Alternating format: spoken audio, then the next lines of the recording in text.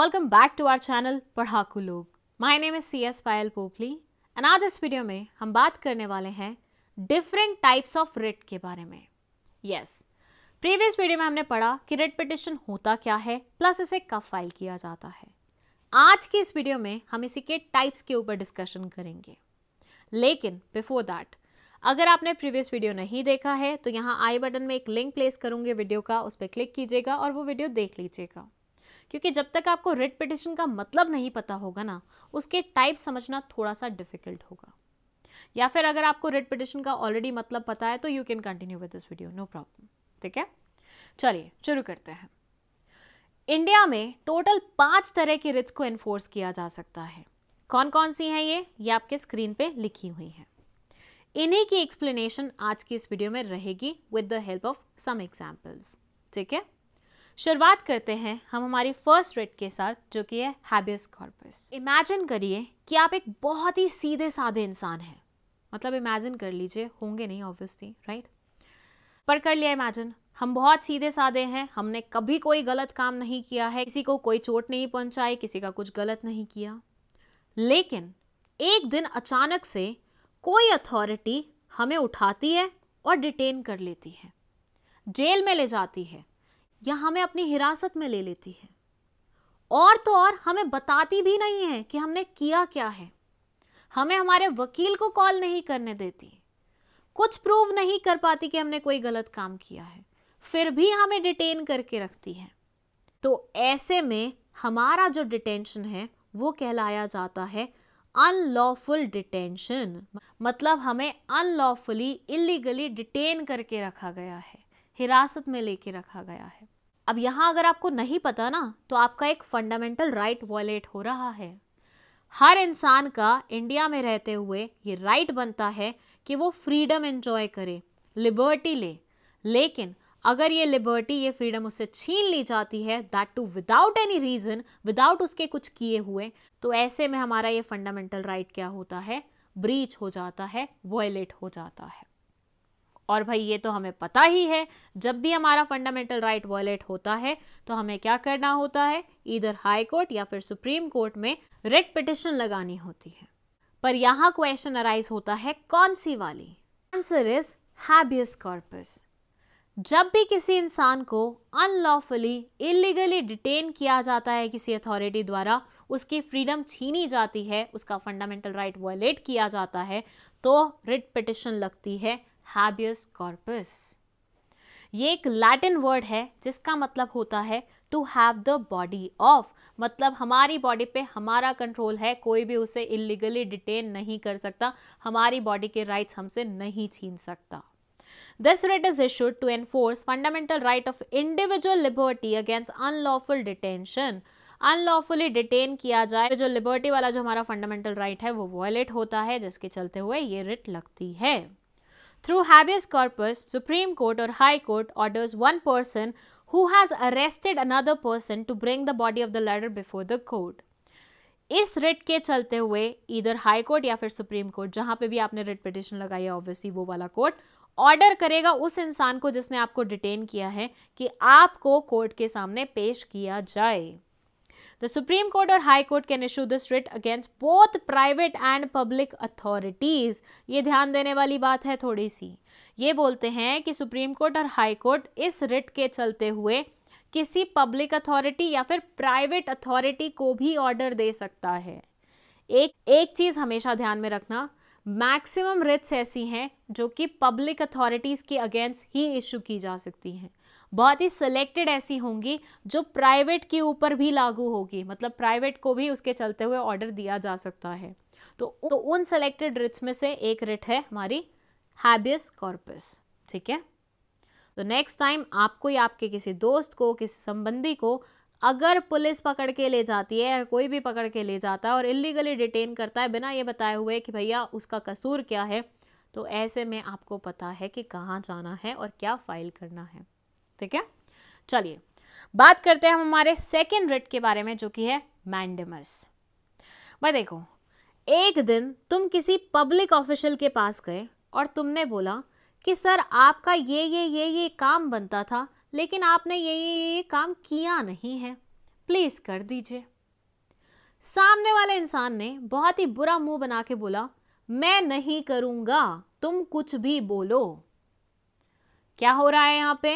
एक public official है जिसकी कुछ ड्यूटीज बनती हैं और वो इंसान उन ड्यूटीज को पूरा करने के लिए मना कर रहा है। वो सीधा सीधा बोल रहा है, नहीं ये ड्यूटीज पूरी करूंगा, तुम्हें जो करना है तुम कर लो। तो ऐसे सिनेरियो में आप क्या करेंगे? एक और रिट पिटिशन लगाएंगे। और कौन सी वाली लगाएंगे? मैंडेमस वाली। मैंडेमस का लिटरल मीनिंग होता है वी कमांड। इसके चलते हुए किसी भी पब्लिक ऑफिशियल को उसकी ड्यूटी करने के लिए बोला जा सकता है। मतलब कोर्ट बेसिकली उसे ऑर्डर देगा कि भैया जो ड्यूटीज तुम्हारी बनती हैं और जो तुम करने से इनकार कर रहे हो, जाके उन्हें पूरा करो, अपने वर्क को रिज्यूम करो। तो यहाँ पे बेसिकली कमांड दी जाती है। अब ये पब्लिक ऑफिशियल में कोई भी इंसान आ सकता है जो कि कॉन्स्टिट्यूशनल बॉडी से रिलेटेड हो, स्टैट्यूटरी बॉडी से, नॉन स्टैट्यूटरी बॉडी से, या फिर किसी एडमिनिस्ट्रेटिव बॉडी से ही क्यों ना रिलेटेड हो। ठीक है, यहाँ ये बोलते हैं, besides public officials mandamus can be issued against any public authority, a corporation, an inferior court, a tribunal और a government for the same purpose. सिर्फ पब्लिक ऑफिशियल्स नहीं बल्कि ये सब भी कवर्ड होंगे इसके अंडर। मतलब इन सबको भी आदेश दिया जा सकता है। Unlike habeas corpus, mandamus cannot be issued against a private individual. जैसे कि मैंने आपको habeas corpus में बताया ही था कि बहुत ही selected writs होंगी जो कि private individuals के अगेंस्ट लगाई जा सकती हैं। क्लियरली मैंडेमस उसमें नहीं है, तो इसके चलते हुए आप किसी प्राइवेट इंडिविजुअल को ये कमांड नहीं दे सकते। ठीक है, चुनाव अगेन आपको पता है कि कभी भी कोई पब्लिक ऑफिशियल अपने काम को करने से मना कर दे तो आपको कहाँ जाना है, किसका दर खटखटाना है और वहां पे कौन सी वाली रिट पिटिशन लगानी है। ठीक है, चलिए अब बात करते हैं हम हमारी थर्ड रिट के बारे में जो कि है सर्सरेआई। ये क्या बोलती है? भाई देखो, जब भी कोई बच्चा अपनी लिमिट्स को क्रॉस करने की कोशिश करता है तो क्या होता है? ऑब्वियसली उसके पापा उसको एक चपेट मारते हैं और बताते हैं कि भैया ये तेरी लिमिट्स हैं जिनको तू क्रॉस करने की कोशिश कर रहा है और तुझे ऐसा नहीं करना चाहिए। सेम वे में जब भी इंडिया में कोई छोटे नेचर का कोर्ट अपनी लिमिट्स को क्रॉस करने की कोशिश करता है, पार करने की कोशिश करता है, तो उसका बाप मतलब सुप्रीम कोर्ट या फिर हाई कोर्ट उसको झड़प लगाते हुए बताते हैं कि बेटा ये तुम्हारी लिमिट्स हैं जिन्हें तुम्हें क्रॉस नहीं करना है, ये तुम्हारी ज्यूरिसडिक्शन है जिसके बियॉन्ड तुम्हें नहीं जाना है, क्योंकि तुम अगर ऐसा करोगे तो वो इलीगल काम कहलाया जाएगा, वो लीगल एम्बिट में नहीं आएगा। भाई देखो, ये तो आप जानते ही होगे ना कि इंडिया में हर कोर्ट की एक ज्यूरिसडिक्शन है। ज्यूरिसडिक्शन का मतलब होता है जिस सब्जेक्ट पे, जिस एरिया पे उसका बस चलता है, कंट्रोल है, वो उसका ज्यूरिसडिक्शन कहलाया जाता है। अगर कोई भी कोर्ट इस ज्यूरिसडिक्शन के बियॉन्ड जाना चाहे तो वो गलत काम माना जाएगा और उसी गलत काम को रोकने के लिए ये वाली रिट लगाई जाती है।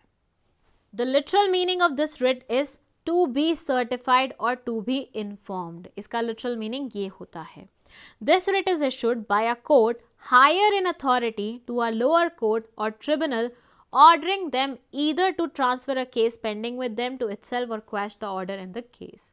ये रेट तब लगाई जाती है जब किसी लोअर कोर्ट को बोलना होता है कि जो केस तुम एंटरटेन कर रहे हो या जिस पे तुमने ऑलरेडी ऑर्डर पास कर दिया है उस ऑर्डर को खारिज किया जाता है और वो केस आप हमें ट्रांसफ़र कर दीजिए क्योंकि आपकी उतनी औकात नहीं है। सिंपल सी बात, मतलब आपकी उतनी पावर्स नहीं हैं, आप अपनी पावर्स के बियॉन्ड जाके केसेस एंटरटेन कर रहे हैं, which is not legal. It is issued on the grounds of excess of jurisdiction और लैक ऑफ ज्यूरिसडिक्शन और एरर ऑफ लॉ।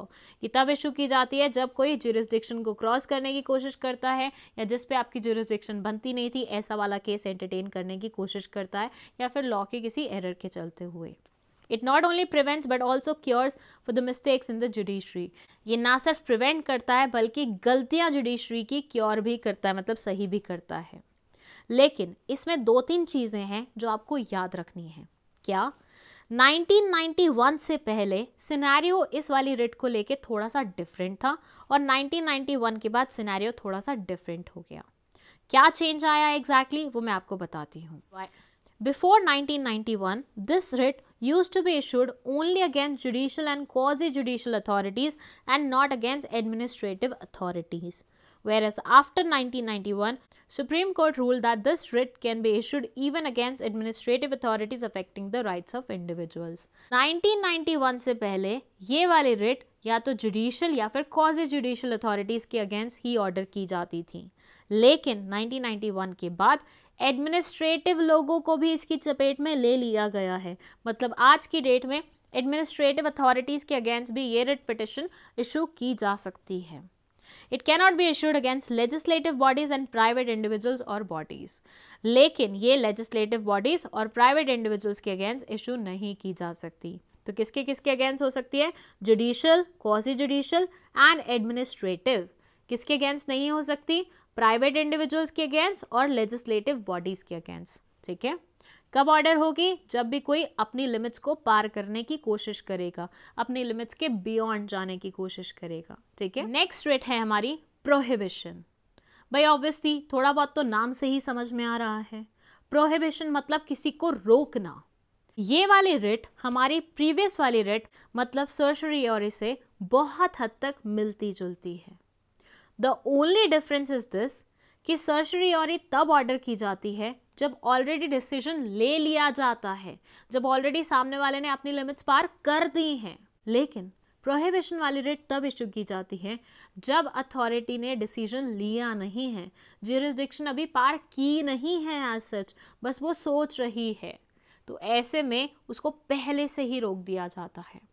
वो बोलते हैं ना, बीमारी का इलाज करने से बढ़िया है पहले ही सेहत का ध्यान रख लो।